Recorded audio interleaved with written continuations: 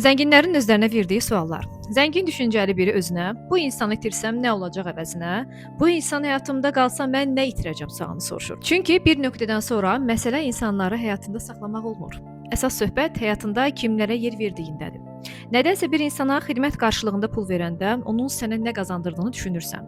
Bəs niyə vaxtını və enerjini verəndə bunu düşünmürsən? Bəzi münasibətlər sənə heç nə vermir. Əksinə səndən alır. Enerjini alır, fokusunu alır, diqqətini alır, hətta özünə inamını götürür.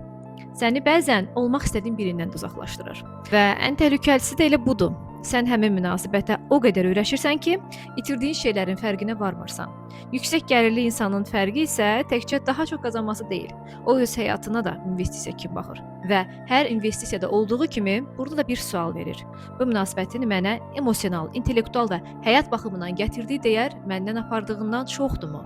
Əgər cavab yoxdursa, keçmişinizin uzun olması gələcəyinizin də birlikdə olmasını tələb etmir.